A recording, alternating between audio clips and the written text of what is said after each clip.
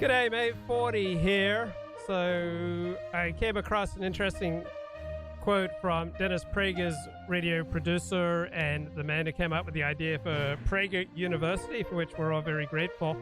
This is Alan Estrin, who was only good and kind to me. All right, we used to go to the same synagogue between 1994 and 1998, so very kind, very nice man. And he says about Dennis Prager, through his radio show, his writing, and now Prager U, meaning Prager University, he changes the way you live for the better. He makes you a better person, a better father, a better son, a better mother, a better daughter. Name another public figure who does that, right? That's quite a challenge, right? And I'm afraid that I can't live up to those kind of moral qualifications. I mean, I've struggled to put out my rules for life, but, you know, why the hell would you want to know my rules for life? I haven't, you know, accomplished anything. But Dave Rubin, on the other hand, right, I mean, this man is absolutely a phenomenon. And he used to do a show for the Young Turks. And then in 2015, right, he started moving towards the right, and he came out with his rules for how he wants to do his show. A couple ground rules for how we're going to do this show. Rule number one, I promise you that beyond anything else, I will not blatantly lie to you. One of our biggest problems these days is nobody knows who to trust anymore. We have politicians who lie endlessly and a mainstream media that helps them do it, either by asking the wrong questions or not asking any questions at all. Then we have an online media that is fact-checked by nobody, thus left to its own devices. I will do my best to get information to you in an honest way. I will get things wrong sometimes, but it won't be intentional, and that brings me to number two. Please fact-check me if you hear me say something that you think is factually unsound or patently wrong. Call me out on it. Tweet at me. Wow, this is what we need in public life. So if there's anyone who kind of comes close to what Dennis Prager is doing, I think it's pretty much Dave Rubin. This is the man with the best of intentions. I mean, he reminds me a bit of Jerry Springer. Like, Jerry Springer went into TV to do good. He didn't go into TV to create trash. He wanted to make the world a better place. And Dave Rubin is an earnest young man who wants to make the world a better place. And he has very high moral ideals. Respond in the YouTube comments or email me. I'll discuss them with the team, and we'll address the ones that should be addressed. And we'll even credit you for it. Rule number three, I won't talk about people's personal lives unless they're hypocritical politicians. It seems to me we've gotten in a really bad habit of thinking that everyone's business is our business and nobody has a right to privacy. That's just not going to be what we do here. I don't care what people do in their bedroom or in their personal life, as long as it isn't a politician voting one way and doing something else privately. Just because people do in their bed to someone's email or there are naked pictures of some celebrity doesn't mean we have to feed this monster. Rule number four, I won't be a partisan hack. One of the worst things on cable news is that they think debate is taking a Republican operative and a Democratic strategist, sitting them across from each other and letting them go at it. That is not debate, that's just drivel. Do you know how many former White House officials and party leaders work for the cable news channels? I don't know either, but yeah, it's a lot. Yes, I tend to agree more with people on the left, but I'm not in this for the Democrats. I think they're as sold out and as corrupt as the Republicans, and I'm going to call them both out for it. Rule number five, I will consistently stand for liberal values, and I won't demonize everyone who disagrees with me. This is great. I mean, this is wonderful stuff. This can just absolutely transform your life, particularly if you're a live streamer or a pundit, radio host.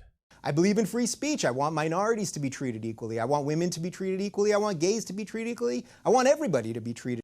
This is a great guy. Yeah, this is Dave Rubin from 2015, man. This is so inspiring.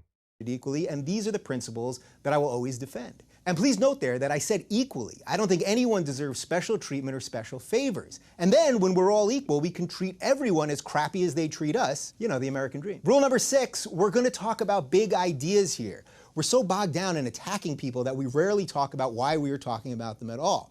I want to talk about what the role of government should be, what kind of foreign policy we should have, ethical debates about abortion and stem cell research, not about the small-minded people who are often driving the conversations.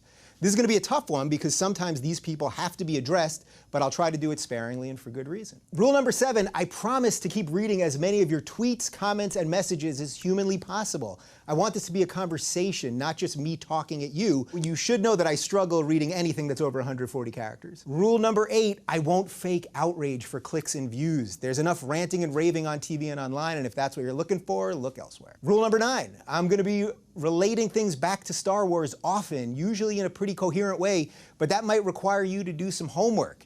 And if a Star Wars reference goes over your head, you can't just try to figure it out, you have to actually do it. In the words of Yoda, try not, do or do not, there is no try. And rule number 10, I will not always live up to these rules, but I will try, do the best I can. I mean, this is so moving because I was just figuring out, I had no intention of doing a live stream today, but I kind of got a prompt from Laponius, and I thought, how can I leave Laponius all alone, bereft, right? He needs some comic relief. Let me produce something for Laponius. So here I am, but I was just writing today. I was trying to think, which other gurus does Dennis Prager most remind me of? And I was thinking Dave Rubin, right? A lot of similarities here. I mean, these are both men who make you a better woman, a better mother, a better wife, a better son, a better father, make you a better person. Like, these are both men who change your life for the better. I mean, through their radio shows, through their writing. I mean, Dave Rubin published a book, guys. I mean, he published a book, one of the premier intellectuals of our time. It just doesn't get enough credit. And so Quillette had this article about Dave Rubin, like a whole story of Dave Rubin from his days as a stand-up comic to his time with the Young Turks. And it's so inspiring, all right? The Rubin Report rules, he pledged, would change all that and distinguish his show from all the other media, mainstream or otherwise, plagued by bias, partisanship, dishonesty, and intolerance. Kind of reminds me about 5 years ago, I came up with a code of conduct for the show, and I was surprised that it had such an effect on people. Like, it removed 90% of the bad behavior in the chat almost immediately. So even if you can't live up to your rules for life or your code of conduct or your ideals for yourself, I think this is great what Dave Rubin did here.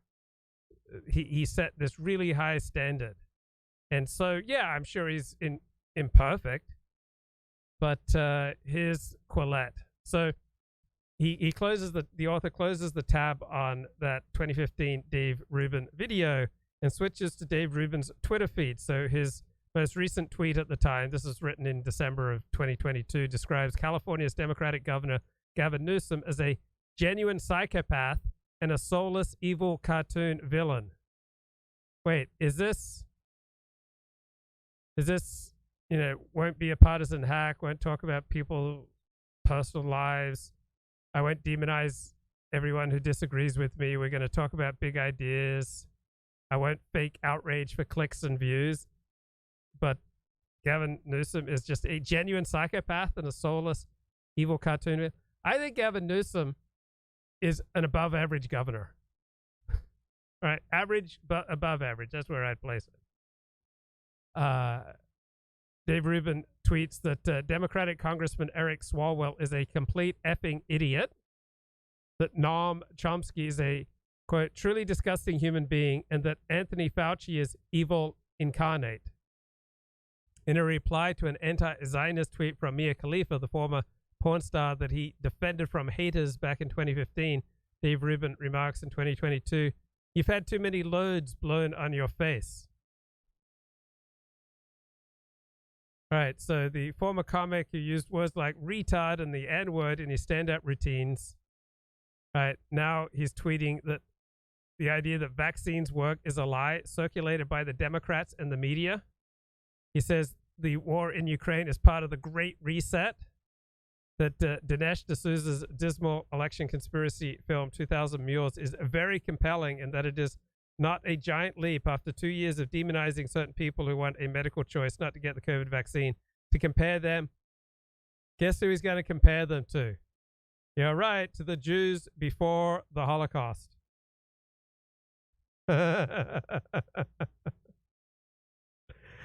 How will I recover from my identity being confused with a man from Scotland? So, yeah, I'm just concerned about how is this going to affect my dating life. So there was a Luke Ford arrested in Scotland for very bad behavior, and I'm concerned that this is going to make it harder for me to date.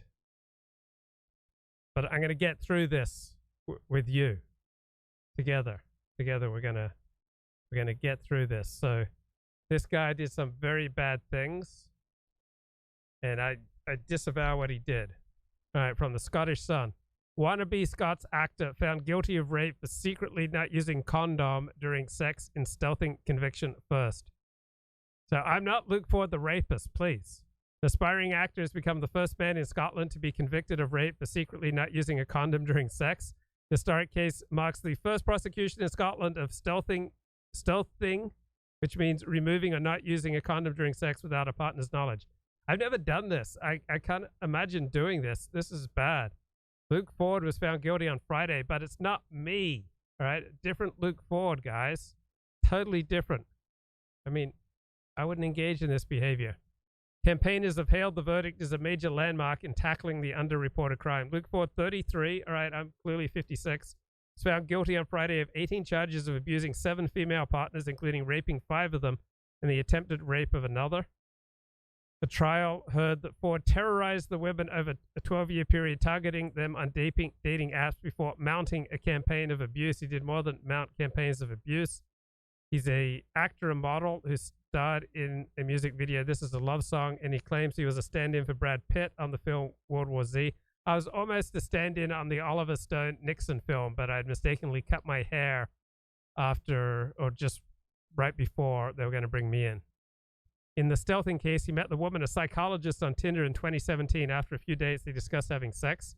She told Ford he had to use protection when they were in bed, handed him a condom, but he later told her he hadn't used it. I was shocked and upset. I didn't know I would not have had sex with him without a condom. I asked him to leave. I felt completely violated. When she confronted him with pregnancy concerns, he called her paranoid and told her to take the morning after pill.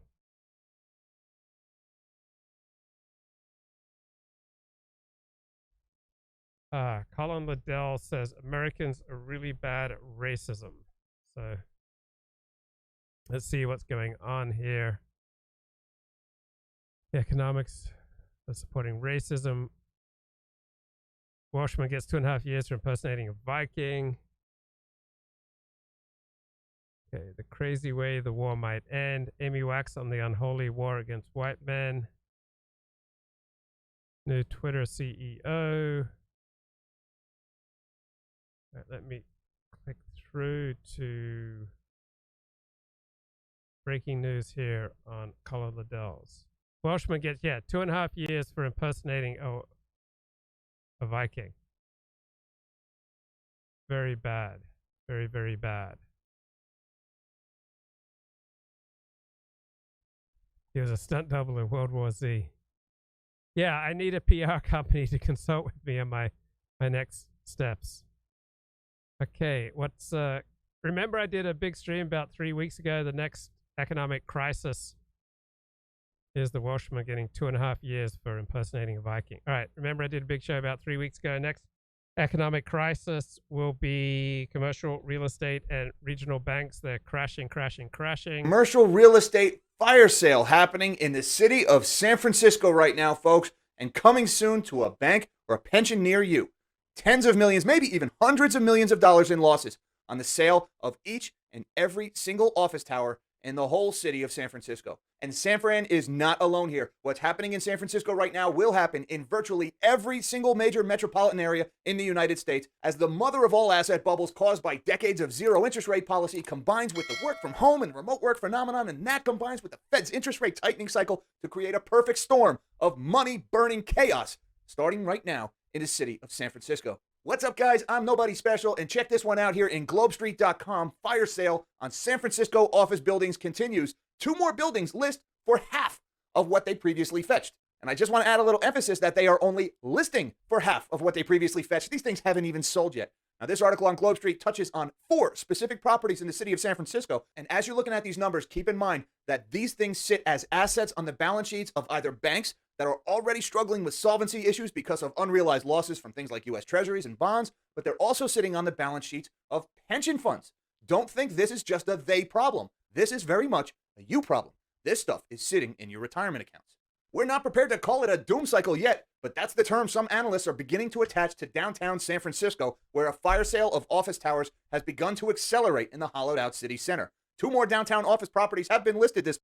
Okay, so it's downtowns that have a lot of crime, right? Like Los Angeles, San Francisco, New York City, Chicago, but other cities, I don't think this is nearly as intense. So if you got grit and disgusting things going on, feces all over the place, and massive amounts of crime, then people are definitely going to want to work from home. If you keep your downtown nice and safe, I don't think this will be nearly as severe. This month with pricing that reflects collapsing office valuations in San Francisco. First up is this little beauty, 123 Townsend Street. Now, this is actually one of the few buildings in the whole city to survive the great earthquake of 1906, but it may not survive the great earthquake of Jerome Powell and his rate hikes. This building was bought just 3 years ago by CBRE investment managers for $140 million.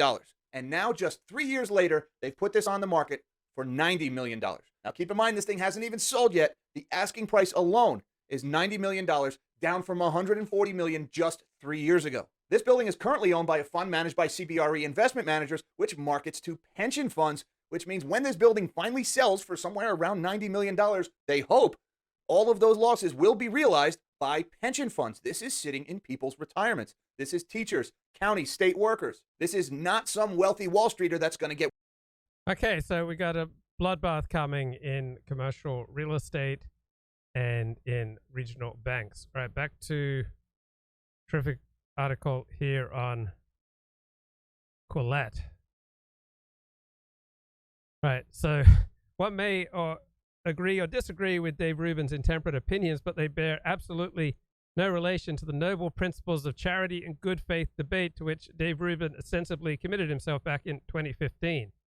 So the Rubin report is built on promises its host cannot keep. So Dave Rubin said he wanted to have calm, rational conversations with guests offering different perspectives on a variety of topics. His show would help de-escalate the political polarization and help heal our democracy. Right, so not only is Dave Rubin intellectually and temperamentally unsuited to this kind of discussion, he soon discovered his viewers didn't want to hear it anyway.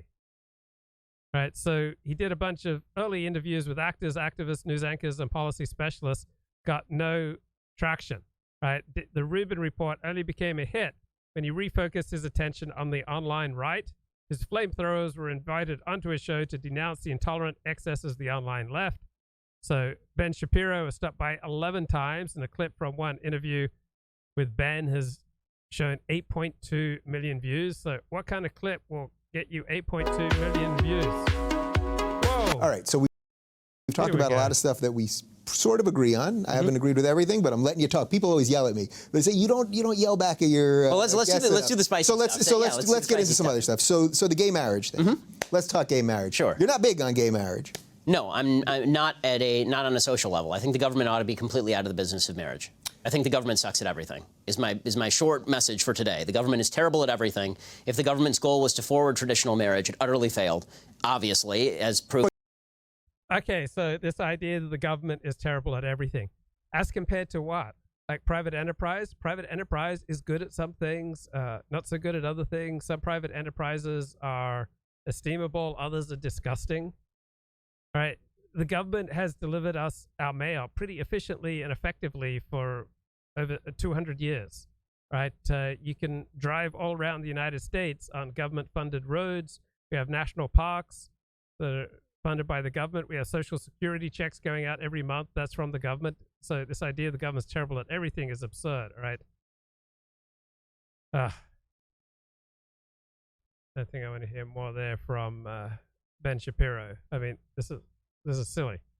All right, various clips from Milo Yiannopoulos' first interview of 3, plus a UCLA event, have a combined 6.5 million views. Candace Owens' first interview is 2.7 million views. Right? And then in 2018, the Rubin report peaked with the emergence of an ad hoc movement that founding member Eric Weinstein christened the intellectual dark web. And so it was on David Rubin's channel that a previously obscure Canadian psychology professor named Jordan Peterson was provided with the time to expound upon his ideas. Same opportunity was given to Brett Weinstein, former biology professor pushed out of Evergreen College by a student mob. And so his shows with Ben Shapiro, Jordan Peterson, Majid Nawaz, Sam Harris, and the Weinstein brothers dwelt at length on the problems of the left, but they provided something richer and more stimulating than mainstream TV, and millions of viewers loved it. So Dave Rubin, by accident, found himself part of something huge. He was profiled in the New York Times by Barry Weiss. But there was a problem. Dave Rubin likes speaking to intellectuals, but he is not an intellectual, and he is ill-suited to intellectual discussion. He is a talk show host. He has a softball interviewing style. Right? He doesn't know much. When the author asks him what books he's read recently, he can't name any.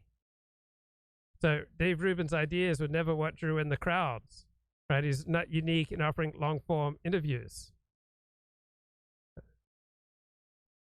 So what got him going was, fire-breathing rhetoric from right-wingers. It was the very opposite of what he was talking about.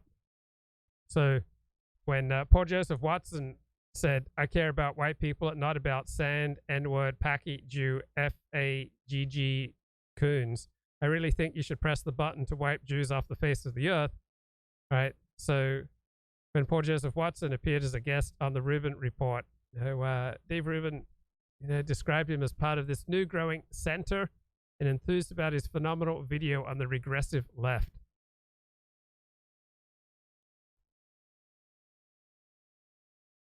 So the only time that Dave Rubin's congeniality wavers is when he finds himself talking to the occasional anti-Trump guest.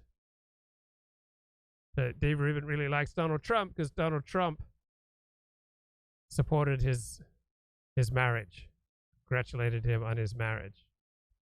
So when Dave Rubin and his husband met Donald Trump, the two men had dinner at Mar-a-Lago, and Trump said, "I want to shake your hand. That's just great."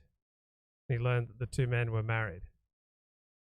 So the left was critical of him, but the right embraced him and made him rich.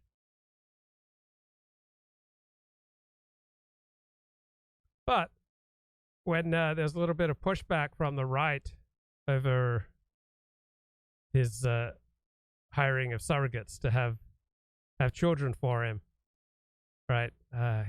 Didn't feel, he seemed pretty shaken by all that. Let's see if we can a little bit of that from his Glenn Beck appearance. I get why the right has these, what I would argue are often legitimate fears, because the left does not stop eating civilization. Correct. And think about what an unfortunate position that puts us in, because then someone like me can make an announcement like this, then good, decent, thoughtful conservatives, some of faith, maybe some not of faith, whatever it is, could reach out and say, boy, this is what an interesting opportunity, and sure, it's a little different, and whatever, all the love that you and the Blaze guys and everyone else are giving me. And then there's this other part that's legit, which is, correct. If we move the line, they're gonna keep going. And I don't know what the answer to that is. Dave. I honestly don't, because that has nothing to do with me and how I'm gonna live my life. I think, and this is why I wanted to have you on, because I don't have an answer. I am, you know me, I am a deeply religious man, and my religion says man and a woman, that is the basic building block of family. We're probably the clearest church on this, because it's been in our doctrine for 200 years. So we're very clear on that. But that's marriage and relationships, and that's what I believe. But I also am I also know God created you just like he created me, flaws and all. I believe I have a gene, they've never found it, that makes me very susceptible to alcoholism because it runs in my family. So does craziness, but it runs in my family. The same thing with things that I don't understand. And if we can't have a conversation about things that we don't necessarily understand and probably won't until we get to the other side, we have to just work it out together and be able to say, Dave, I disagree, or I don't know what the answer is, but I love you. And this is Milo Yiannopoulos here on 2 months ago, Milo openly called for Dave Rubin and his husband to be executed. All right, so much of the conservative support for Dave Rubin was pretty silent when March 16, 2022, Dave Rubin announced that he and his husband would be having 2 sons by a surrogate to be born in August and October. Some of his more liberal conservative friends cheered the news, including Carol Markowitz, Kat Timpf, Kyle Kashuv. Others like Ben Shapiro, Charlie Kirk, and Candace Owens maintained a conspicuous public silence. One Christian nationalist radio host wanted to know how this would help us win the culture war. All right, that's Dave Riley.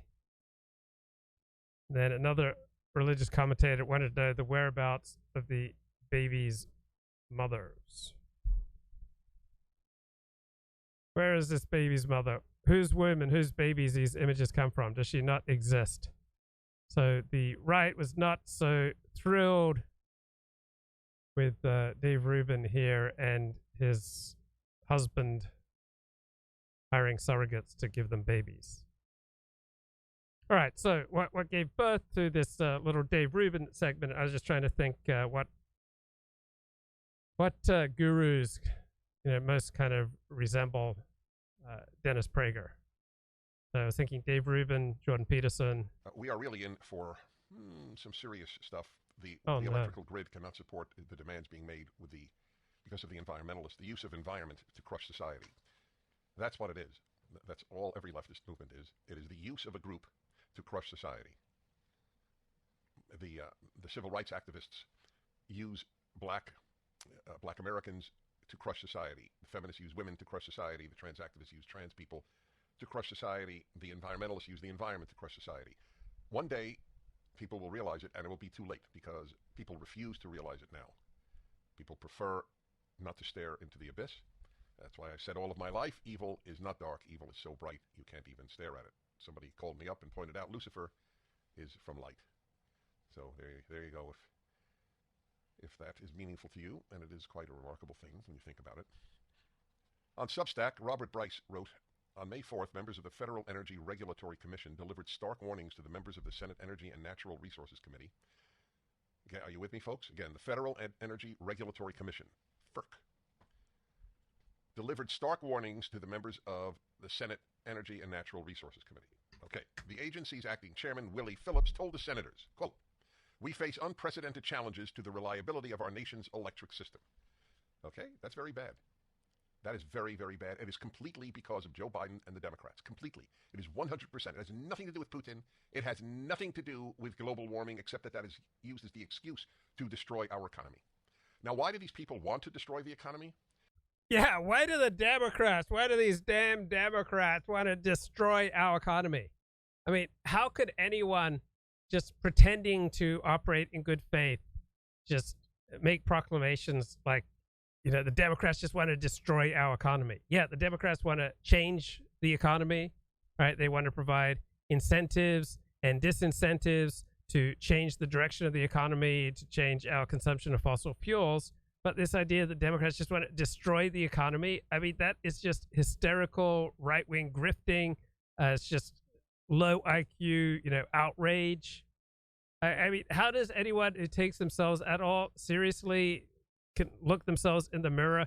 who pretends to have any kind of integrity can just go out on a nationally syndicated radio show like Dennis Prager hosts and just proclaim, oh, Democrats want to destroy our economy. There are lots of great criticisms to make of the Democrats, to make of their plans for the energy industry, for their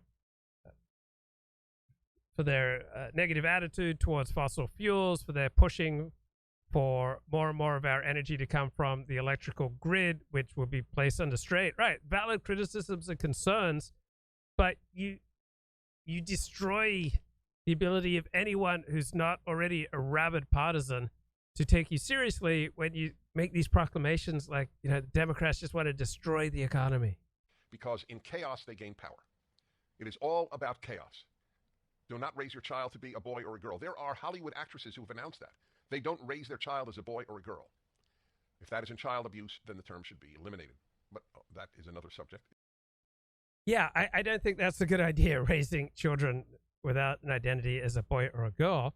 But if you want to compare that to, a father sexually molesting his, 3-year-old child, I would say it's better to be raised, non-binary than to be, sexually abused as a young child by your parents.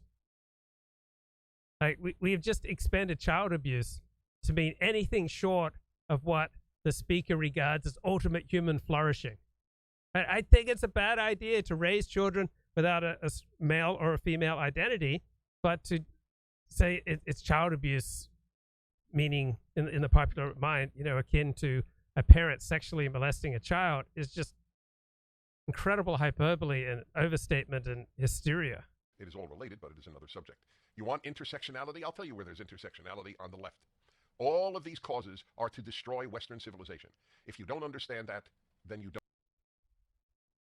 No, they're not out to destroy Western civilization. They want to change Western civilization, just like those of us on the right want to change Western civilization.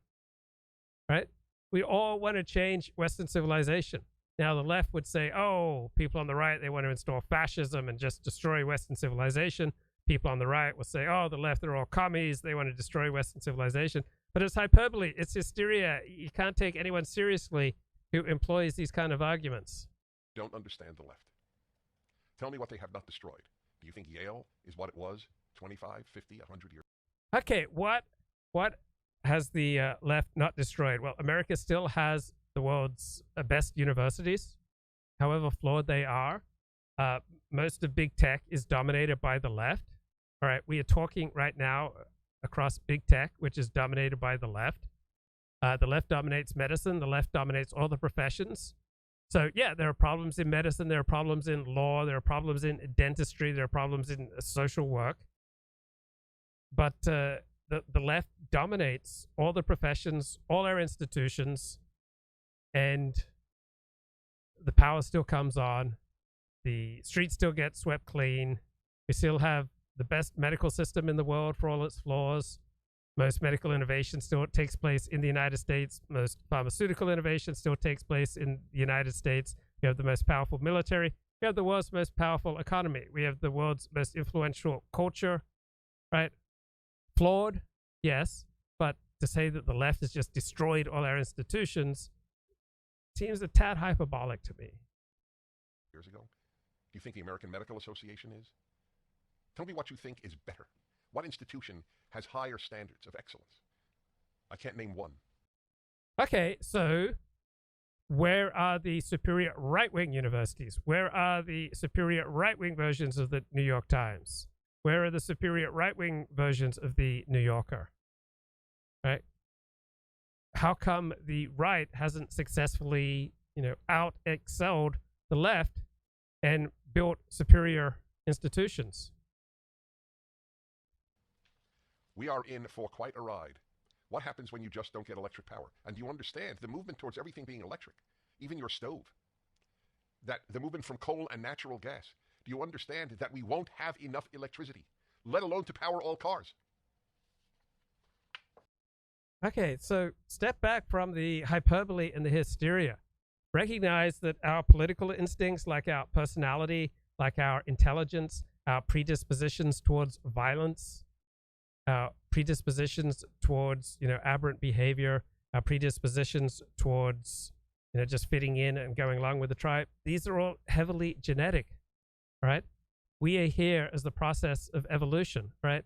We part of a multi-million year process of species adapting to our environments.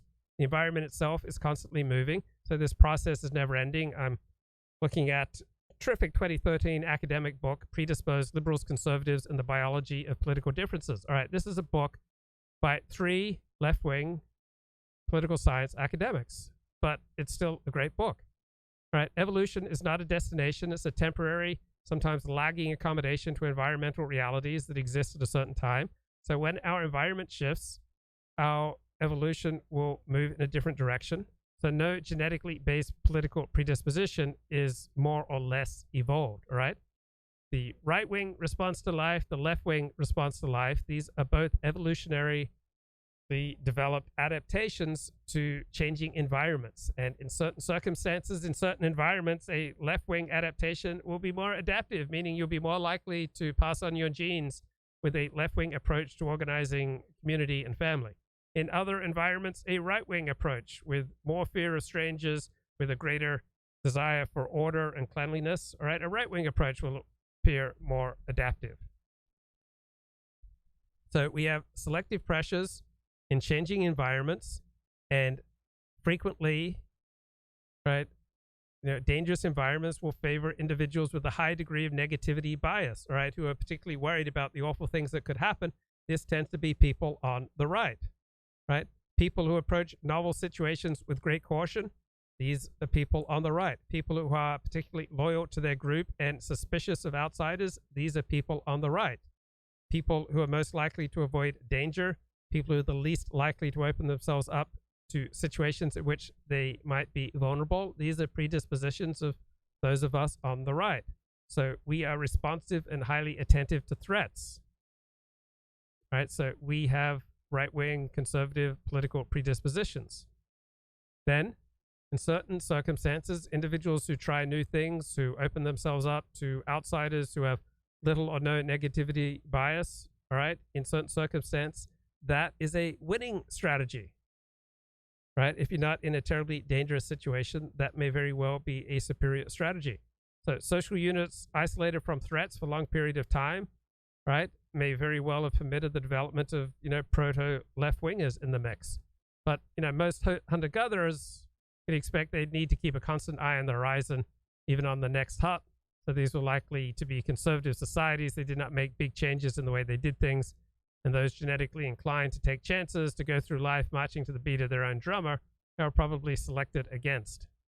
But now, in most parts of the developed world today, we don't have the same constant life-threatening worries that existed in the distant past. So people today can expand their circle of social contacts and of their ethical concerns beyond their family, beyond their tribe, to people far away, perhaps even to animals. Not everyone will take this opportunity, but we have largely a reduction in strong selection pressures that encourage tremendous variation in genetically influenced predispositions towards either liberalism or conservatism. So you can see the left-wing approach to life, the liberal approach to life, is an evolutionary luxury afforded by negative stimuli, meaning danger becoming less prevalent and less deadly. Now, if our environment shifts to a threat-filled atmosphere, then it's more likely that Donald Trump will be the next president of the United States. If in the fall of next year, life is relatively safe and prosperous, then overwhelmingly Democrats are more likely to do well in the election. So in dangerous situations, Republicans, right-wingers are going to tend to do better. In easygoing, safe situations, the left is very likely to do better. So these traits, like orientation towards outgroup, openness to new experience, heightened negativity bias, right, they fit more naturally with social rather than economic issues. So economic positions really are secondary in politics. So people who are ethnocentric really don't give a fig for individual rights. They don't really worry that much about the free market. So picture a conservative community, we'll call it Conservaton, has a strong neighborhood watch program, right? People are law-abiding, they're heavily armed, schools emphasize discipline, respect for authority, they build their curriculums around rule-based instruction like phonics for reading, memorizing formulas for math. Homes are well maintained. They have similar colors. They're fronted by beautifully manicured lawns. There's a church on nearly every block. Congregants give generously to them. The conservative community is likely to be quiet after 10 p.m. In fact, it's going to be pretty quiet much of the time. The restaurants are going to be cozy and familiar. They're not going to change their menus. They're going to specialize in American foods and lots of it. People will dress predictably and nicely. People will be cliquey. They're not going to take to outsiders much, and they're going to be especially wary of the residents of the only other town of consequence in this imaginary country, Liberalville, right? So Liberalville is a perfect place for people on the left to live, right? Their schools will promote experience rather than rules. Their curriculum will change with the latest educational fads and experiments. The houses will be an architectural hodgepodge. The liberals will emphasize preserving the character of older buildings, even if this means foregoing modern amenities. The wood floors will get the nod over wall-to-wall carpeting. Lawns are unlikely to be showered with the copious amounts of chemicals and water needed to maintain thick carpets of green grass. Some residents won't even bother mowing. They'll just let nature rip and enjoy the results. So Liberalville will be light on churches, but it'll have lots of hip bars and pubs. It'll have a community theater. It'll have coffee shops that sponsor interpretive readings and poetry slams. There'll be movies that will bring in award-winning documentaries and foreign films. They'll have new restaurants constantly popping up. You can go for all sorts of different types of food. High school sports teams will be a joke. The marching band will be bad. The kids in Liberalville will always be forming and reforming garage bands, some of which will be quite good. Liberalville is never quiet. People come and go at all hours. Something's always happening. The loudness will extend to fashion. So conservatonians would not be caught dead wearing the clothes that liberals delight in sporting. Liberals tend to travel a good deal, sometimes going abroad. So the population of Liberalville is much more diverse than the conservative community, and you'll hear many languages other than English being spoken. So liberals like new and different people, new and different ways of living, new and different clothing, new and different art. So people in Liberalville are going to be open to all kinds and all lifestyles, with one important exception: conservatives. So these are our evolutionary adaptations now expressing themselves in right and left-wing politics.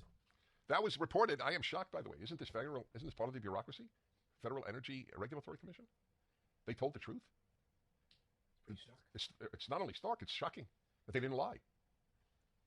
FERC Commissioner Mark Christie echoed Phillips' warning, saying the U.S. electric grid is, quote, heading for a very catastrophic situation in terms of reliability. By the way, was this reported in the New York Times, LA Times, Washington Post, CNN, MSNBC, NPR, PBS? Was it reported by anybody?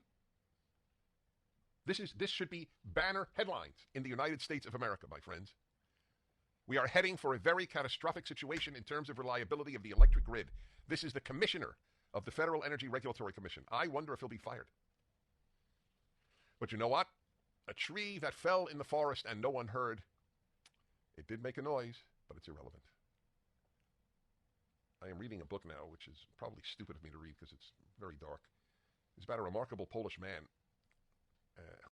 Okay, so I just want to point out the agenda of epistemic sabotage that's going on here. Right? I mean, does anyone without an agenda really believe that Joe Biden and the Democrats want to destroy the economy, that Democrats are the sole reason for strains on the electric grid, that Joe Biden and the Democrats want to destroy Western civilization? So Prager's agenda here is really epistemic sabotage. He wants you to know that you are being lied to by big government, big media, big law, big academia, and the like, that he's on your side battling the nefarious elites, that he will give you the truth, the best of his ability, while the establishment sources, they'll just lie to you. So hear that rant? Was this reported in the New York Times, the LA Times, Washington Post, CNN, MSNBC, NPR, PBS? All right, so like the typical guru, Dennis tells you that competing sources of information are lying to you, but he will give you the truth. Now, this particular committee hearing was not reported in these mainstream outlets by May 15, 2023, but they've all done numerous stories on strains to the electric grid. The New York Times, for example, in the past year has published 20 such stories, including, "We desperately need a new power grid. Here's how to make it happen." New York Times, "Winter forecast, gas and electric bills will soar." New York Times, "The U.S. has billions for wind and solar projects. Good luck plugging them in. New York Times, amid heat wave, California asks electric vehicle owners to limit charging. New York Times, just how good for the planet is that big electric pickup truck? New York Times, California narrowly averts an electricity crisis amid scorching heat. So all these news sources that Dennis Prager was castigating have done innumerable stories about strains to the electric grid. But he's presenting it as though you can't trust the New York Times, LA Times, Washington Post, CNN, MSNBC, NPR, PBS. You can just trust him and his select coterie. So this is epistemic sabotage. You're trying to limit people's access, people's interest in other sources of information, make their world narrower. It's a more extreme version of joining a cult where you're discouraged from accessing outside sources of information. So that's why I call it epistemic sabotage. It wants to limit people's choices in information and try to make the presenter, the radio host, the more important guy that people get the truth from. So I've spoken to many of Dennis Prager's schoolmates. I was just kind of curious how he came across, and he was always a charismatic person, meaning that you felt more energy after you interacted with Dennis Prager. So he was elected president of his class from first grade all the way through 12th grade. And so Prager's classmates, they were amused by his big mouth. They liked Dennis, but they didn't look up to him. And it never really occurred to them that he was a good source for truth or for morality. So it's been more than 50 years since Dennis Prager's graduated from high school, but none of his classmates, to the best of my knowledge, have changed their minds on this score. So you're probably wondering what the heck's going on with Fox News. Now, you might have missed it over the weekend, what with the revelation yesterday that the FBI attempted to swing a presidential election. But on Saturday, Joe Biden gave one of the most divisive speeches in a generation by a sitting president. Giving the commencement address at Howard University, Biden said the following. Racism has long torn us apart. It's a battle that's never really over. To stand up against the poison of white supremacy, as I did my inaugural address, to single out as the most dangerous terrorist threat to our homeland is white supremacy. White supremacy. Does Joe Biden mean it? Does he believe white supremacy is the greatest threat to America? If he does, there can be no greater sign of incompetence. The global rise of the Chinese Communist Party, unsustainable and unfettered illegal immigration, which, by the way, you cannot have, a welfare state and open borders. You will cease to exist. The world on the brink of nuclear war in Ukraine, and Joe Biden's own personal boogeyman, Vladimir Putin. If he believes white supremacy is the greatest threat to democracy, we should immediately invoke the 25th Amendment. Okay, I don't think I need to add, I'm not a big fan of Joe Biden. I'm not a big fan of the left saying that, white supremacy is the number one issue facing us. I would say that white supremacy does not rank in the top 100 problems in the United States. So I was thinking today, which gurus does Dennis Prager most resemble? And one that came to mind is Adam Curtis. So that was one of the big differences between myself and Kevin Michael Grace. He was a big Adam Curtis fan. I just found Adam Curtis ludicrous. So there's a website, Little White Lies, published a good analysis on Adam Curtis back in 2016. He poses as a maverick educator like Indiana Jones and a stone-faced doomsayer. The two halves balance each other out, resulting in the soothing impression of a bloke down the pub normalcy. So Adam Curtis is a big picture filmmaker driven by grand ambition, very much like Dave Rubin and Dennis Prager. He embraces obscure intellectual concepts over banal storytelling. He likes to name the unnameable. He searches for patterns rather than conventional revelation. Sounds very guru-esque. He offers the impression he's reporting from the other side of the looking glass, a privileged position where the eccentric shifts of global power can be viewed with chilling clarity. Sounds like Dennis Prager. But the way he presents his arguments suggests that he trades on the ignorance of his audience. Again, Dennis Prager. One thing that I noticed as I was studying Dennis Prager and going to his speeches, that the more ignorant the person, the more likely they were to be enthused about Dennis Prager. On the other hand, people who really knew something about a topic, they didn't care what Dennis Prager had to say. So after speeches, all sorts of people would crowd around Dennis Prager to get his insights into the Bible, into Judaism. But people who are actually Bible scholars or Torah scholars or Talmud scholars, they had no interest whatsoever in what Dennis Prager had to say. People would ask Dennis Prager questions about history, but I noticed that trained historians had no interest in what Dennis Prager had to say. People would ask Dennis Prager all these pressing questions about psychology, but people who had training in psychology had no interest in what Dennis Prager had to say. People would ask Dennis Prager about economics and politics and anthropology, theology, but everyone who had training in these fields, I noticed they had no interest in what Dennis Prager had to say.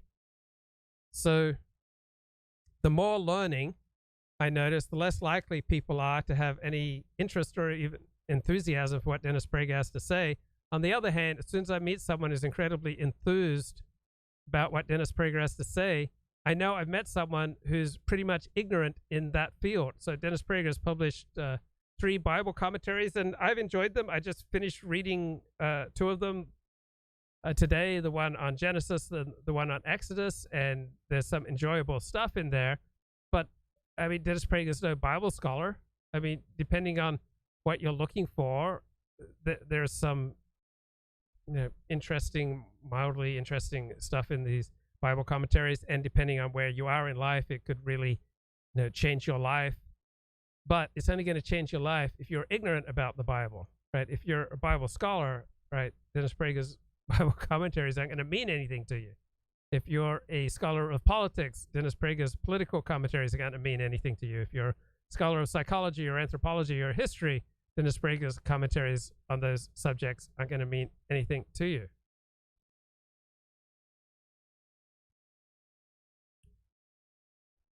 So this is about Adam Curtis, but it could just as well go for Dennis Prager and these other gurus.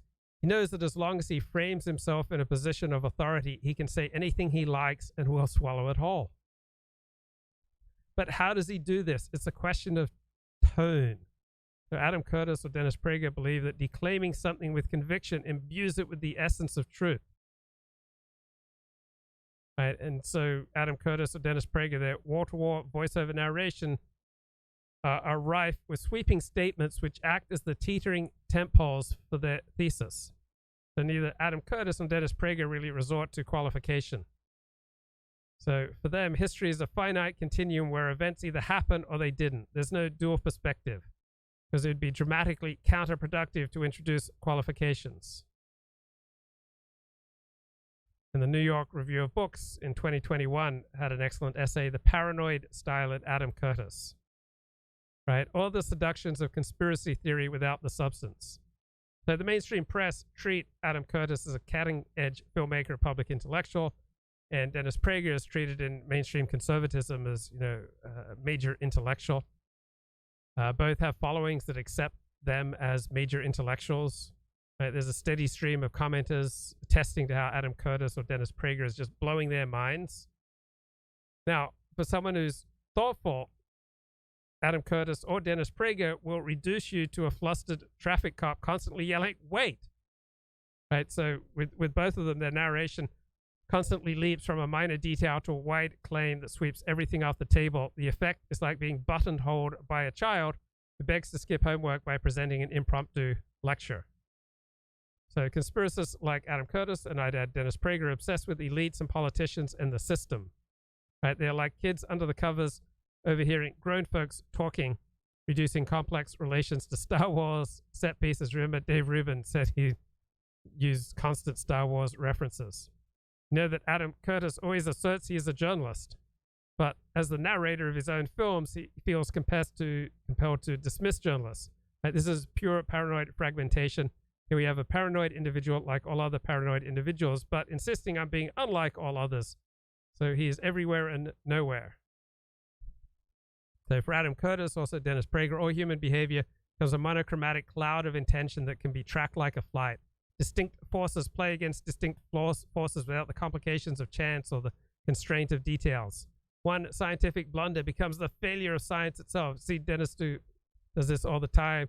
The AMA says something stupid, and it's the absolute failure of medicine itself.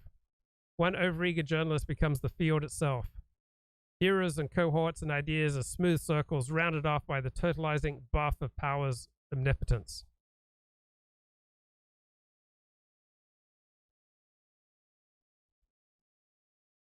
Okay. Wonder what Chuck Johnson has to say. Here he is talking to Richard Spencer. He's very much of the sort of binational security state, which is what Netanyahu called the cultivation of these relationships. That's sort of like the backdrop on him.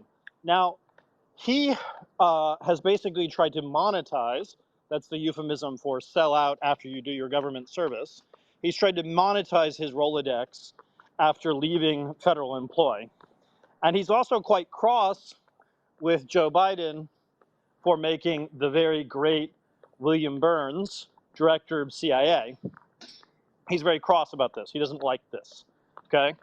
So he, with Blinken, went to Blink, you know, they sort of had the situation where the Hunter Biden laptop stuff was circulating. Now, we don't even know if it was a laptop, for one. We know that there are pictures of him. They look to be taken from certain weird angles, right? Like it looks to be done through his iPhone. We know that Pegasus, for instance, can turn on cameras, okay? And we know that this was very likely an iCloud hack.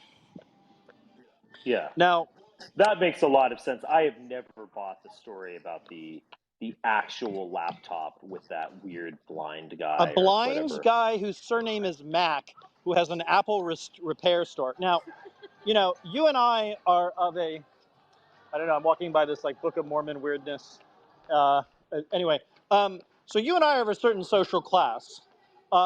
Would you and I ever be caught dead in a place like John Mack's, Apple repair store? I mean, he's getting paid $1 million. Presumably, he could have taken the laptop to the Genius Bar. Yeah. And presumably, he could have had one of the Chinese spies he was purportedly fucking. Presumably, he could have had one of them do it for him, right? Yeah. I mean, it's just like the mechanics of this thing. And then, of course, people start to notice, where was Hunter the day that the laptop was supposedly brought there? Oh, he was across the country in California. How could he be in two places at once? Yeah. You know, so there's like all these basic bitch questions that like. Why would he leave it there for 90 days? Like I don't trust Chuck Johnson, who's doing the talking here, and I don't trust ignoring Chuck Johnson. So I'm kind of impaled in between with the position that Chuck Johnson says some important things. He's way ahead of the curve on some stories, and then I think he's completely out to lunch on others. And sometimes it's hard to tell which is which. You give someone your laptop and you forget about it? I mean, I can understand forgetting a sweater at the dry cleaners or something. I don't know. But I'm a nerd, so I have a bunch of laptops. I don't necessarily know where they all are, right? So, but like, okay, whatever, fine. Like, let's grant that that's possible. Okay, fine. But, your blind guy whose surname is Mac, okay? Mac, Apple, like you could see the Israelis were having fun with this one. Right. And, doing their little parallel construction. And then, of course, like... Tim Apple. Yeah, a Tim Apple, right? And, of course, it just so happens they're like, nothing is secure except Microsoft and possibly Oracle. Oracle's a great American company headed by a Mossad agent. Oh, wow. Okay? Yeah. And, Safra Katz for the win, who, by the way, Arthur Schwartz and other people wanted to be National Security Advisor of the United States of America, because that's normal. Okay? So anyway, my basic takeaway on this is that Hunter's a Fed, that when you saw the scene from The Departed where Leonardo DiCaprio is like hanging out with Martin Sheen and with Mr. Wahlberg, and they're saying, do you want to be a cop or do you want to appear to be a cop? Yeah. I think Hunter wanted to be a naval intelligence officer. That is what he was going for after his dear brother died. Yeah. And I think he is still a naval intelligence officer. I think that's why he's able to go certain places that other people can't go. And I think that's why he's not going to get in any trouble for all the things that he purportedly did. So that's kind of my takeaway on it. Now, I will tell you, like, if you work on technology stuff, you meet with and deal with a number of people who are probably spies from different countries. There's a level of acceptable dalliance with spies, and there's a level of unacceptable dalliance. You can take money from spies, not least of which because we oftentimes want to know where their bank accounts are. Okay? So you can take money all the time. That's how you get if you get a wire from one of them, that's how you can identify where their money is if you need to seize the accounts. Interesting. Okay, so there's a long history of this kind of thing. And if you're running an operation, you oftentimes want to get your enemy to pay for that operation so that you can steal their money. This is a very common technique. Okay, because like let's say you're China and you've got a budget for black ops kind of nonsense going on. Yeah? And you're running around and you're throwing around all these dollars. Well, Uncle Sam wants those dollars to come home to Uncle Sam. So he's going to figure out ways to, by hook or by crook, get those dollars. And that's kind of what an intelligence operation or a counterintelligence operation is all about. And I might know more about this than I'm talking about on Elmo's platform. Let's just put it that way. So, yeah, the last 2 minutes, I think there was some good stuff there. Okay, how to raise, 89 million in donations, in small donations that make it disappear. Right, a group of conservative operatives using sophisticated robocalls raised millions of dollars from donors using pro-police and pro-veteran messages. And instead of using the money to promote ideas and candidates, all the money went to pay the firms making the calls and the operatives themselves. So remember, Sunday I did 2 shows on putting the con in conservatism. Finally, it's good to hear a kind voice. That last call was tougher on me than my mother-in-law's meatloaf. I'm only kidding. All right, he's asking for donations. This is Frank Wallace calling for the American Police Officers Alliance. Very quickly, we're mailing out the envelopes to help fight for our officers who protect our nation's citizens, just like yourself. Once you receive your card in the mail, you can send back whatever you think is fair this time. That's all. All right, not a policeman, not even a human being. This is a computer making thousands of robocalls with the same folksy voice. All right, what the hell's going on here? Right. I'm Dave Farenthold. I'm a reporter. Unless you know otherwise, just assume that every conservative come on for your money is a scam. For the New York Times, I'm an investigative reporter writing about nonprofits. So that means all different kinds of nonprofits, from traditional charities to trade groups to political groups. I started at the Times in January 2022. And at the time, I asked people through Twitter and other forums, like, give me some story ideas. I'm starting on this nonprofit beat. I wanted to know where to start looking. And I got an anonymous tip about what are called 527 groups, nonprofits that are sort of created to be political and make a difference in politics. The tip was that there was this network of groups that had raised a huge amount of money for politics, but hadn't spent it on politics. And the tipster had an inkling that the money actually had gone back to insiders rather than going toward any sort of political ends. We took that and began to run with it, building this huge database of information that pointed in the same direction the tipster had pointed us. The story is about 5 groups that on the surface appear to be interested in helping veterans, police officers, firefighters, that raise huge amounts of money by robocalls. They call people at their houses and tell them they're raising money to help the police. When you hear the word robocall, you think of a robot voice or, maybe somebody in a call center overseas. That's not what these calls sound like. Carla? Finally, it's good to hear a kind voice. That last call was tougher on me than my mother-in-law's meatloaf. I'm only kidding. When you pick up the phone, it sounds like you're talking to a middle-aged cop, kind of a weary fundraiser. And they start with jokes often about how nobody answers their calls, about how tired they are, about how tough the last call was. Sometimes even sort of guilt trips encapsulated in a dad joke where you pick up the phone and the guy says, oh, finally, you're harder to reach than a rabbit on roller skates. Oh, there you are. I was beginning to think everyone was ignoring me like my wife and kids do. And so you think you're talking to a real person. It sounds like a real American. but it's not. You're talking to a computer. This amazing technology where they pre-record not just the initial sales pitch, but also, no, thank you. What was that? All the different parts of a conversation. And there's a guy sitting behind a computer clicking these buttons to make that thing talk to you. And almost anything you could say back to it, they have a pre-programmed response that they'll play. This is Frank Wallace calling for the American Police Officers Alliance. Very quickly, we're mailing out the envelopes to help fight for our officers who protect our nation's citizens, just like yourself. Once you receive your card in the mail, you can send back whatever you think is fair this time. That's all. So the main way these groups raise money is robocalls. I mean, huge amounts of $89 million over a few years. But it's really hard to tell from the public filings where that money went.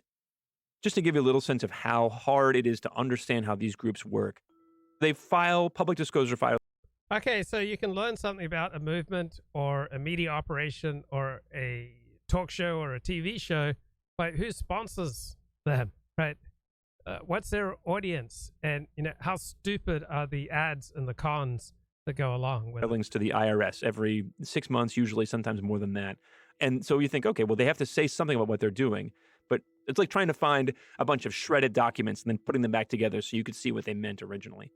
So what we did was we took their filings, which are in this really Byzantine, hard-to-use IRS site, and then took, I think there was 15,000 pages of them, scraped them all on the computer, made them all into a giant spreadsheet so we could search all those transactions, added them up. So suddenly, instead of seeing 130,000 transactions as small as $1, we see, okay, there's 424 vendors that got some of this money.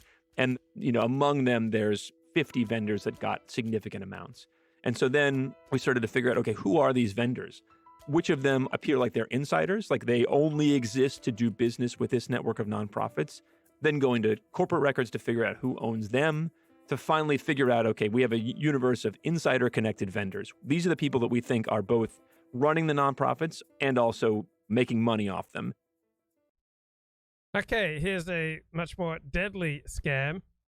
Right, so an evangelical preacher in Kenya taught his followers to starve to meet Jesus. Hundreds of people did this and died, right? Thousands of people were drawn to a remote wilderness in southeastern Kenya by the end times preaching of Pastor Paul Mackenzie, right? But this is just a more extreme version of what Dennis Prager is doing and other right-wing pundits. And they say that we're in a civil war. Could it happen here? It is happening here, meaning invoking Nazi Germany, right? So these people were told that if they just starve themselves to meet Jesus, and their relatives tried to intervene, ex-members tried to intervene, their families tried to intervene, but hundreds of people ended up starving themselves to meet Jesus. So what kind of people are vulnerable to this kind of cult?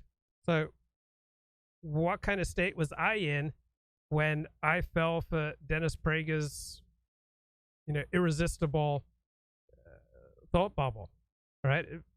Their gurus are very good at creating an enticing, hard to resist series of beliefs and systems that very easy to fall into, very difficult to figure your way out.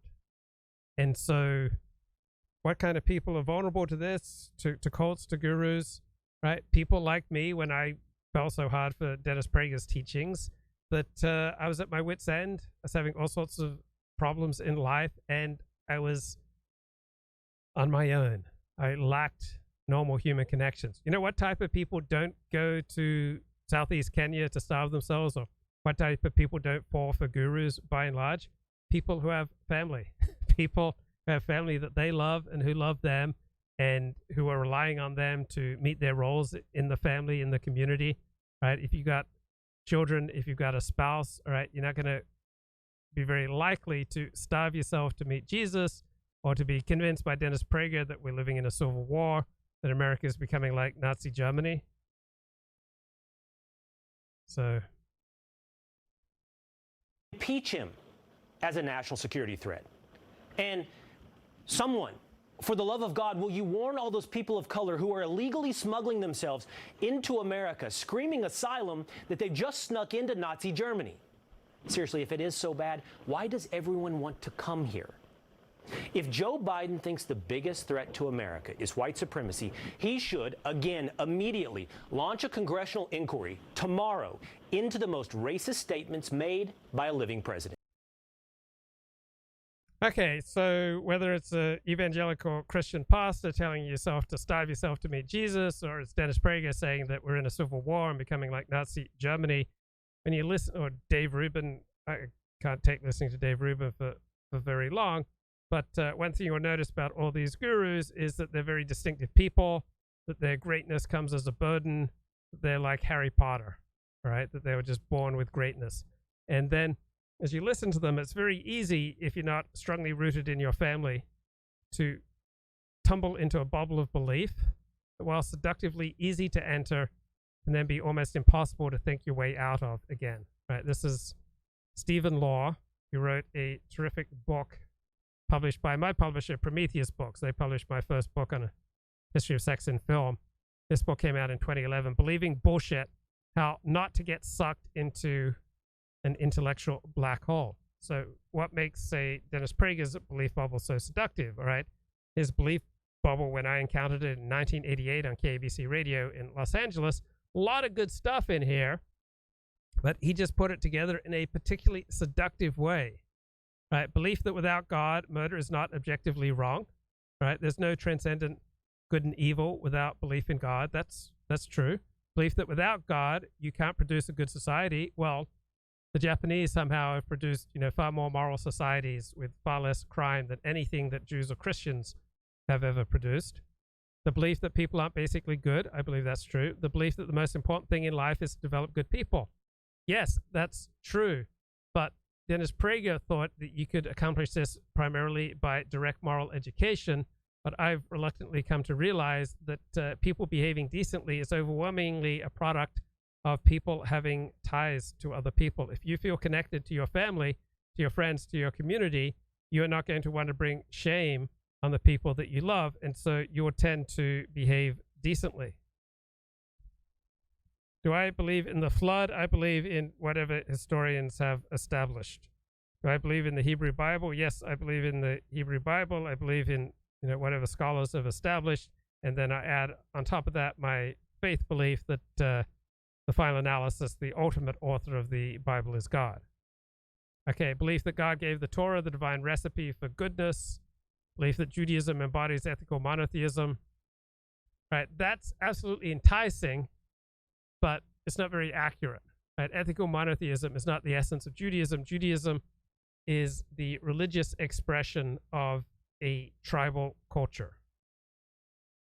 Belief that hatred of Jews represents hatred of God. I don't believe that that's true. Sometimes it does, perhaps, but just as frequently, it's a reaction to conflicting group interests. Belief that God rewards and punishes not just in this life, but in the world to come. Yeah, I believe in that. Belief that the United States is great because of its Judeo-Christian values and that it represents the best hope for humanity. I wouldn't sign on with that. The United States is powerful because of a combination of its demographics and its geography and the Anglo-Saxon system that it inherited largely from England has served the United States well. Belief that if academic studies contradict common sense, you can just ignore them. So like Presidents George W. Bush and Donald J. Trump. All right, Prager prefers just to go with his gut rather than with the experts. Sometimes your gut is right, but sometimes the experts are right. The belief that the bigger the government, the smaller the citizen. Upon analysis, I don't think that stands up. And then Prager also has foundational belief that IQ doesn't matter, which is absurd. Nothing has replicated in academic studies as well as the predictive and explanatory power of IQ. So this 2011 book by philosopher Stephen Law is called Believing Bullshit, How Not to Get Sucked into an Intellectual Black Hole. So cosmologists talk about black holes, that objects so gravitationally powerful that nothing, not even light, can break away from them. Well, there are lots of gurus and talk show hosts who create intellectual black holes that feature belief systems constructed in such a way that unwary passers-by can find themselves similarly drawn in. And those who lack robust intellectual and psychological defenses are the most easily trapped, but we're all potentially vulnerable. So if you want to achieve the status of a guru, it helps to have some natural charisma and presentational skills. Sincerity and empathy, or at least the ability to fake them, can be useful. State the obvious. Try pointing out the blindingly obvious. Only do it incredibly slowly and with an air of superior wisdom. The technique works best if your pronouncements focus on one of life's big themes, such as love, money, and death. So, for example, we were all children once. Money can't buy you love. Death is unavoidable. So just state the obvious in a sufficiently earnest way, perhaps follow up with a pregnant pause. You may find others begin to nod in agreement, perhaps murmuring, yes, how very true that is. And then generate pseudo-profundity. Take some fairly trite observation about the human condition, such as life is often surprising. People often feel there's something missing from their lives. We should appreciate things while we can. We should make the most of the opportunities we get. Then wrap your chosen trite observation in an analogy. So life is like here's a template. So pseudo-profundity's greatest enemy is clarity. One of the most effective methods of disarming pseudo-profundity is to translate what is said into plain English. And that will reveal that what the guru is saying is, one, an obvious falsehood or nonsense or just a truism. Also, laughter similarly helps break the spell that the gurus and the pseudo-profundity cast over us. A little satire helps us recognize we've been taken in by someone spouting little more than truisms, falsehoods, or nonsense dressed up as profundity. So that's why those who spout pseudo-profundity strongly discourage satire and mockery. They tend to take enormous, even exaggerated offense at it. Let's listen to what pseudo-profundity sounds like. The Volunteer, I think it's called. And came out recently. It is about a Polish man who volunteered to be confined in Auschwitz, the gigantic Nazi death camp, concentration camp, in order to report to the world what is going on there. An amazing thing that he did this. One of these heroes that people don't know about. And he reported it. And the Brits and the Americans did nothing. Nothing. They did nothing. Nothing. Well, what they did is what every other nation state, fighting for its life has done. It tried to win the war. And the British and the Americans won the war. The idea that the British and the Americans should divert resources from winning the war to bombing concentration camps in enemy territory just doesn't happen in the real world. It doesn't happen in history, but it just sounds so morally profound. I just can't capture Dennis Prager's diction and voice. He's just so good at doling out the pseudo-profundity and also at times real profundity. Like he's a man with real intelligence, real charm. He has real gifts. He has real insights and also a lot of nonsense. All he said, please bomb us. Just bomb us. Right? There's no precedence for doing this. Right? The British and the Americans did the best they could to win the war as quickly as possible. That was the best thing they could do for themselves, for the Jews, for Europeans, for everyone. We're totally happy to die.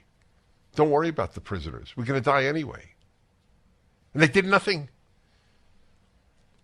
It's 1941 that I'm up to, and they've already started gassing Soviet prisoners in the thousands.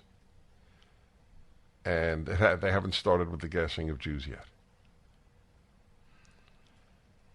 And the Brits got the report through the Polish underground. And they said, this is just exaggerations. And anyway, we certainly can't talk about Jews because people then won't listen. The amount of anti-Semitism in the West was remarkable. And we have other things to do. So he's making it sound like it's anti-Semitism that limited Britain and America from bombing Auschwitz. But there's just no precedence for it. Britain and America did what they could, along with the Soviet Union, to end the Nazi regime as quickly as feasible. You have to understand, telling people the truth about bad news. Right. See, Dennis Prager sees himself as a man of the same spirit as this Pole who voluntarily stepped into Auschwitz. Right. Dennis Prager is voluntarily stepping into the filth and the muck of daily news. He'd rather just spend his time studying Torah. But he's stepping into the filth and the muck of daily news to warn you about what's really going on. He's a truth teller, like this Pole in Auschwitz. But what he's really doing is committing epistemic sabotage, making people less effective and less happy, unnecessarily anxious and worried. Up against, and he said, and the author is a very fine author. The author points that out. People lived, he called it a twilight between knowing facts and believing facts. Also, people were limited what they could do. These concentration camps were way behind enemy lines.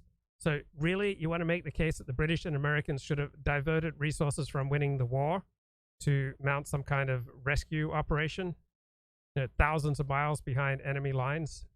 Isn't that a good point? That's what we're living in, this twilight. Right. He wants to compare us to World War II, right? That could it happen here? Yes, it is happening here. This is just, to the extent that anyone buys into this, believes this, is affected by this, it's just so unhealthy, damaging. It's just so self-aggrandizing for the pundit and the guru to make these proclamations and to commit epistemic sabotage by discouraging people from seeking out alternative sources of information instead of the pundit. I bring to you these facts of the left-wing destruction of the West. And yet most people don't know about it. And even people who hear about it live in a twilight. Well, it's not that bad. Things will turn out okay. You have the Regulatory Commission on Energy, the commissioner, and who was the other guy? The acting chairman. So there's a chairman and a commissioner. And remember, the mainstream media has done numerous stories on strains and threats and challenges to the electrical grid. But Dennis Prager is talking like he is giving you inside information that the competing sources of information don't want you to know about. This is just like all those conservative cons. Oh, the miracle cures they don't want you to know about. The natural cures they don't want you to know about. Did you know there's an oil field in the placenta? And they don't want you to know about that. Did you know that natural immunity is better than vaccine immunity? This is putting the con in conservative. Commissioner, okay.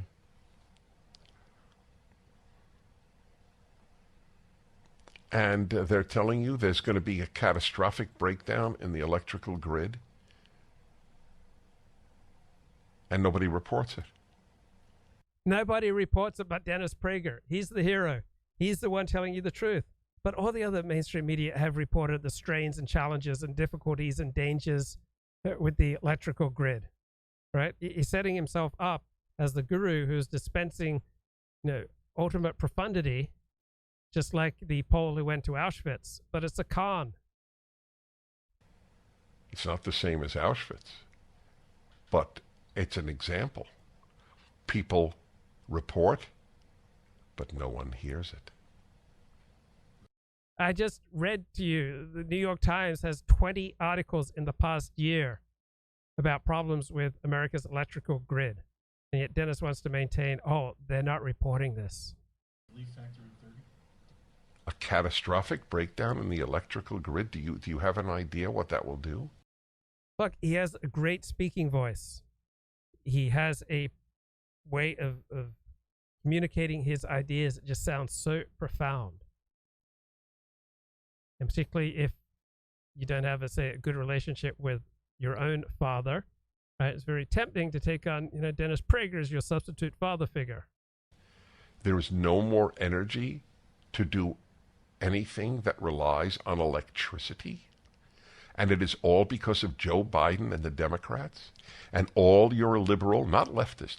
All our problems, guys, with the electrical grid, all our problems with power and energy, it's all because of Joe Biden and the Democrats. All your liberal relatives will vote Democrat because they have no idea what I've just told you. Because they have no idea, even though all the mainstream media has talked about this on numerous occasions. But Prager is committing epistemic sabotage. He's trying to persuade you through contempt and mockery and then satire and all his formidable rhetorical skills that competing sources of information, they're dishonest, right? They're out to victimize you. They're out to screw you over. But he's fighting for you. He's on your side against the nefarious elites, against the democratic satanic pedophiles. They read the New York Times. So they have no idea of the damage. They don't even they have no idea of the corruption of the Biden. Oh, they have no idea of the damage. They have no idea of the corruption, right? I just read to you 20 different New York Times articles on this topic. We desperately need a new power grid. Here's how to make that happen. All right, that's May 4, 2023 in the New York Times. Here you go. We desperately need a new power grid. The editorial board. United States needs to dramatically expand the electric grid. Needs to happen fast. Without new power lines, much of that electricity will continue to be generated by burning carbon. Unless the United States rapidly accelerates the construction of power lines, 80% of the potential environmental benefits of electrification will be squandered. So, numerous New York Times articles on the very topic that Dennis Prager claims the mainstream media is ignoring. Family. Because truth is not a left-wing value. And the New York Times is but it's a value to Dennis Prager. But he's just carrying out falsehood, epistemic sabotage, half-truths, lies. Left-wing newspaper. And so is every other major newspaper, except the Wall Street Journal. What was that? Would they even care if they did? Yeah, that's a question. That's all right, Alan folks. So, good way you can get a handle on an outlet is, what kind of grifter ads do they play? This is a great example of the world of destruction that that the left has planned for us. Acknowledging it. Guys, they're building a world of destruction, right? They're building essentially concentration camps. They're trying to destroy Western civilization. Hitler wanted to destroy Western civilization. Joe Biden wants to destroy Western civilization. Could it happen here? It is happening here. It's the end times, guys. And the electrical grid will not support America's power needs. You won't have heating if it's electrical. You won't have air conditioning. You won't be able to power your car if you've bought an electric car. This is what was announced in the Senate, and nobody's reported except this one I saw. Do me a favor. Just do a word search. New York Times, Willie Phillips, Willi. Oh, so if the New York Times doesn't quote Willie Phillips, then the New York Times is falling down on the job, right? So Prager was cascading all these news sources, but he apparently hadn't actually investigated how much these news sources had talked about these topics. Okay, I'm going to play Dennis Prager. I.e. two L's in Phillips. 1.5. It's hard to believe that they didn't report this. Again, we are heading... They did 20 stories on this, Dennis, over the past year. Right? Just because they didn't report Willie Phillips doesn't mean they're ignoring the topic. For a very catastrophic situation in terms of reliability. This is the commissioner of FERC, Federal Energy Regulatory Commission, to Senate, under oath, I presume. His colleague, Commissioner James Danley, said that there is a, quote, looming reliability crisis in our electricity markets, all because of Joe Biden, our despicable president. Our despicable president. Like, I'm no Joe Biden fan, but despicable. And guess what? If Joe Biden didn't exist, we would still have problems with our electric power grid, right? Struggles with our electric power grid don't really have that much to do with Joe Biden. I don't know, maybe 5%, maybe 10% of our troubles with our electric power grid you could possibly at most attribute to Joe Biden. We had problems with our electric power grid when Donald Trump was president. And I think Joe Biden and the Democrats and plenty of Republicans, there's lots of blame to go around. But this idea that there's just this one bad guy, there's just one bad party, that's trying to end Western civilization like Hitler tried. It seems a bit much to me. I've never said that about a president in my 40 years of broadcasting. Oh, so Joe Biden, out of all the presidents we've had in the past 40 years, he's the only one who's despicable? He's a despicable human being who is crushing this country deliberately. I don't know why. Because he's the tool of the left, because he really is a leftist. I don't know why, and I don't care. Since Joe Biden is crushing this country. If you didn't follow politics, you wouldn't notice 99% of people, 99% of the time, would not notice any real world difference between Barack Obama, Donald Trump, or Joe Biden being in office. It makes no difference to 99% of people, 99% of the time, in how they go about living their life, supporting their families, right, spending time with their children, right, pursuing their hobbies. Right, whoever's president of the United States or whoever has power in the United States Senate or the House of Representatives, it doesn't make much of a difference to ordinary people if they're not following politics as rabidly as we do. If you just ignore the news, just carry on with your obligations to your family and to your friends and to your community, right? Whether it's Trump or Biden in office, 99% of the time, it's not going to have much of an effect on your life. I judge people by their behavior. The commissioners pointed to several factors for the reliability crisis, including numerous coal plants that are being retired prematurely. Who did that? The damn environmentalists, these crackpots, these fanatics, who will destroy the country in the name of saving it. That's what they're doing. Oh, we're going to save you from global warming by destroying you first. Insufficient pipeline capacity to assure natural gas could be delivered to power plants. Who did that? What's the first thing that Joe Biden did when he came into office? And I'm bored with Prager's basic point that, Biden and the Democrats have done some bad things with regard to energy. But he just so dramatically overstates it and creates epistemic sabotage about alternative sources of information. I'd like to think I've been live streaming on a near daily basis for 7 years.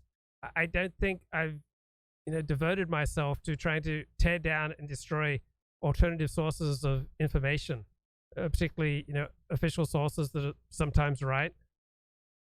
I don't see myself standing here and saying, oh, you can never believe anything the New York Times says, or you can never believe anything Dennis Prager says, or you can never believe anything that Millennial Woe says. I recognize that different people have different gifts, different institutions have different gifts. We can learn from a whole wide variety of people. I don't look out at the universe and just see, good guys and bad guys.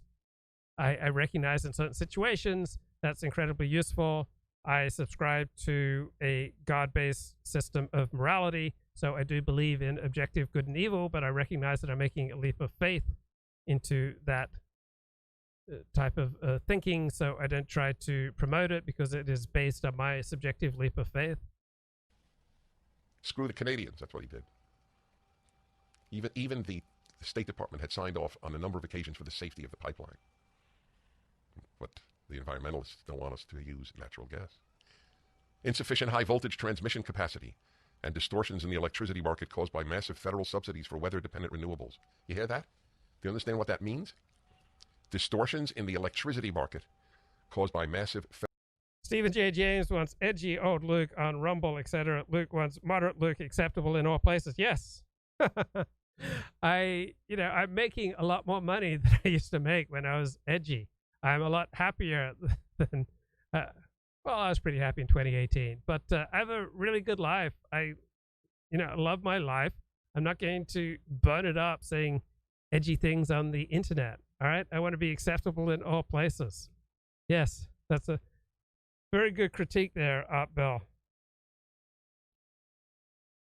Only the unintended comic effect can make Dennis Prager less than insufferable.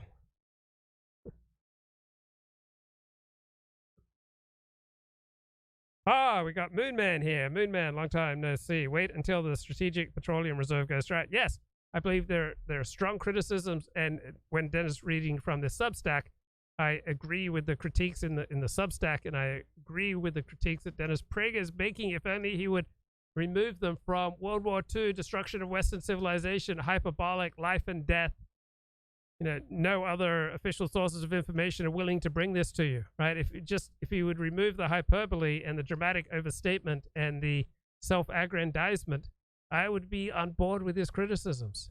Federal subsidies for weather-dependent renewables. On the last point, Danley told the senators FERC, Federal Energy Regulatory Commission, has allowed the markets to fall prey to the price-distorting and warping effects of subsidies. This staggering hundreds of billions of dollars, is it trillions now, spent on renewables, as they're called, utterly distorting the market. Because they're subsidized. That's Prager's producer, Alan. FERC has allowed the markets to fall prey to the price-distorting and warping effects of subsidies and public policies that have driven the advancement of large quantities of intermittent renewable resources onto the electric system. In his written testimony, Danley went further, saying, quote, most of these market-distorting forces originate with subsidies. Yes, that's right. All because of the left. All 100%. Although there are so-called conservatives who bought the apocalyptic line, destroy society in order to save it, like Boris Johnson in the UK. Most of these market-distorting forces originate with subsidies, both state and federal, and from public policies that are otherwise designed to promote the deployment of non-dispatchable wind and solar assets or to drive fossil fuel generators out of business as quickly as possible. All right, I agree with those critiques. It's just the hyperbole and the overstatement that gets me. But you've been good. You've been a wonderful audience. You deserve a little hate. Time ago, I said they've been right. It's treason. Look. When I came out a long time ago, I said they've been spying on my campaign. I said they've been taping, and that was in quotes, meaning a modern-day version of taping. It's all the same thing, but a modern-day version. But they've been spying on my campaign. I told you that a long time ago. Turned out I was right. Let's see what happens to them now. I am officially running for President of the United States. Should Russia have all the fun? And since Russia is clearly backing Republicans, why don't we ask China to back us? Take on the intelligence community. They have 6 ways from Sunday of getting back at you. And we need the intelligence community. We don't know what's going on. Look at the Russian hacking. One thing, I don't know why. It doesn't even matter how hard you try. Keep that in mind. I designed this rhyme to remind myself of a time when in spite of the way you were mocking me, acting like I was part of your property. Okay, this better not be copyrighted music here. Remembering all the times you Is this famous music? What is this? fought with me. I'm surprised it got so things aren't the way they were before. Okay, I can't take the risk, man. What is this? You wouldn't even recognize me anymore. Not that you knew me back then, but it all comes back to me. You kept everything inside, and even though I tried, it all fell apart. Okay.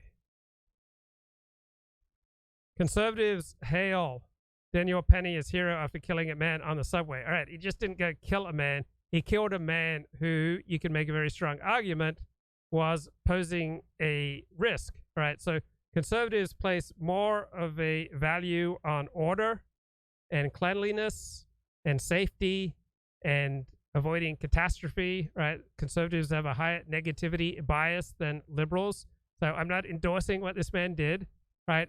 This man did not seem to be engaged in violence. Therefore, if you push me, I'm going to say I think Daniel Penny was wrong to choke him out, right? Unless the man started acting violently, not just saying creepy things. I think it was ill-advised to take, violent action against him. But where leaders go, learning what the follows. heck? Join an exceptional peer group to sharpen your leadership. Oh man, I'm trying to play something from the Washington Post, and they have to pop an ad on me. Anyway, conservatives are rallying around Daniel Penny. Conservatives hail Daniel Penny as hero after killing man on subway. In the nearly 2 weeks since Daniel Penny was recorded killing Jordan Neely on a New York City subway with a minutes-long chokehold, the 24-year-old Marine Corps veteran has faced calls to be arrested, been denounced as a vigilante by activists, and been labeled a murderer by Representative Alexandria Ocasio-Cortez, Democrat, New York. But in the lead-up to the Manhattan District Attorney's Office charging him with second-degree manslaughter, Penny has found a groundswell of financial and online support from high-profile Republicans such as Florida Governor Ron DeSantis, Fox News personalities, and conservatives on Elon Musk's Twitter. Many of them have rallied around Penny and hailed the veteran as a hero and good Samaritan. Yeah, if you're in a public space and someone's saying crazy things, right, that should not be a license to get violent with the person. Right? The only time you should get violent with someone in a public space is if they are wreaking violence on you or those you're trying to protect. But if someone's just saying crazy things, don't choke them out. We stand with good Samaritans like Daniel Penny, DeSantis tweeted Friday night. I believe in free speech, right? If someone's just saying crazy things, but they're not committing violence, don't commit violence against them. Let's show this Marine. America's got his back.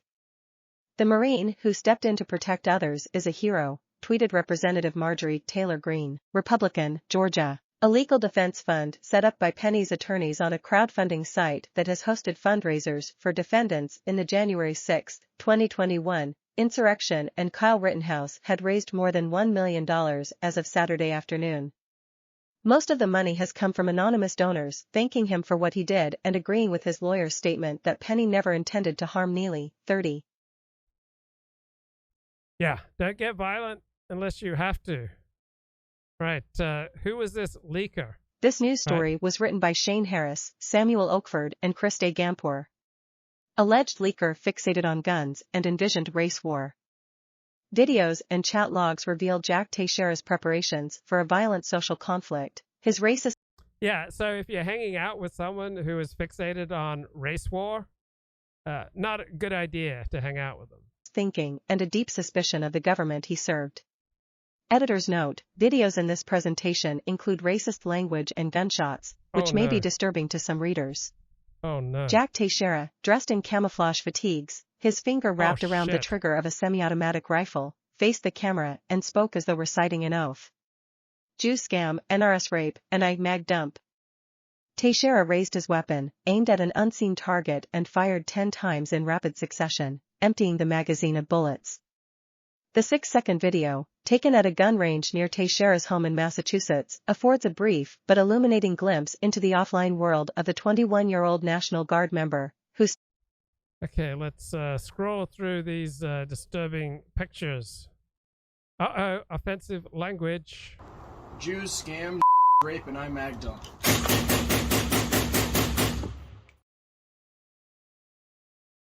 Okay.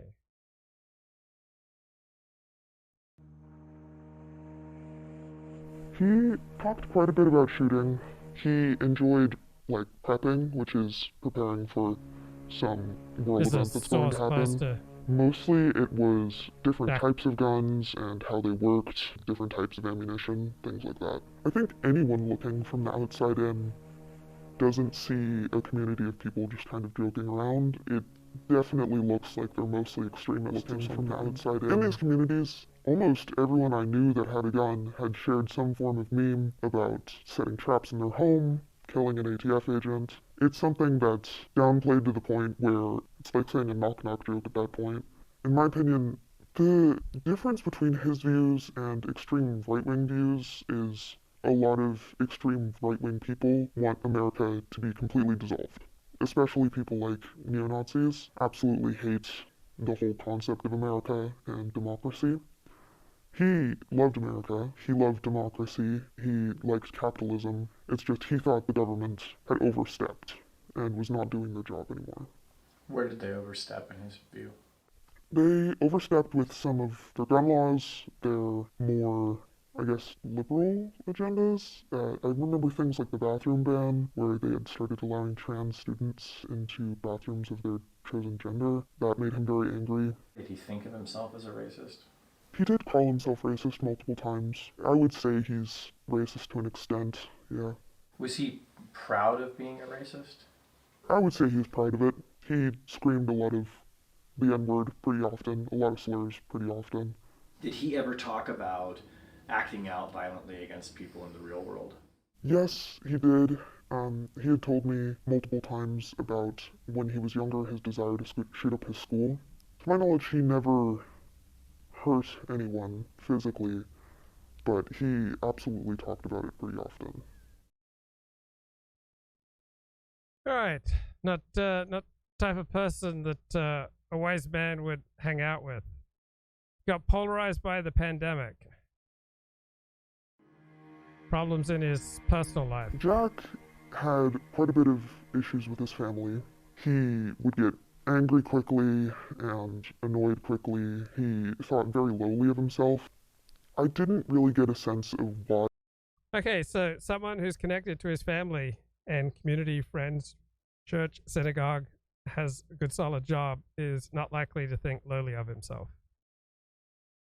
Just like the type of people who go out to East Kenya and starve themselves to meet Jesus, right? Again, not people who are connected to family, friends, community, and profession. Why he didn't feel good enough. It seemed to me like he just always was this way. He had a lot of troubles in school, and I think that probably made it a lot worse, wanting other people in school to like him. He didn't have many friends. Was he bullied in school? I wouldn't say he was bullied, but he definitely wasn't liked by many people. He definitely could not take a joke. If someone were to make fun of him because he wasn't good at a game, he would get angry. If someone were to make fun of someone in his family, he would get very angry. His conservative politics came from his dad. From what I remember, his dad was pretty conservative, and he lived with him at the time that I knew him. He had a group of friends online that were quite a bit younger than him. Was that important to him that these young kids looked up to him? I think in some way he wanted to be a form of father figure. He would sit in calls with them for hours debating about politics, telling them why he thought their views weren't good and why they should believe in something else, teaching them about things like guns, politics. He always did want to be seen as powerful and important, but when I knew him, it was not as uncontrolled as it seemed in the recent months. He seemed a lot angrier and egotistical. I think he must have had quite a big change of heart. Okay, so when you're not connecting with people in the real world, when you're not rooted with your family and community and profession, all right, you've got to get sustenance from somewhere. And so I know from my own experience of feeling disconnected from others, I'd create, an imaginary self. I would create, imaginary dramas where I became a very important person. So the more connected I was with people in the real world, the less need I had to manufacture drama and the less I spent, fantasizing about how grand I could be. But even when you are connected, you still got to be driven by a feeling of importance. All right. I am doing this live stream because it fills my feeling of importance. So there is an adaptive way of trying to feel important, and there is a maladaptive way of trying to feel important. There's an adaptive way of loving people. There's a maladaptive way of loving people. Let's see any more. Here, guns fired in Jack Teixeira's parents' home. And I want to rewatch The Accountant. Love that movie. I'm going to go work out, lift some weights, rewatch The Accountant.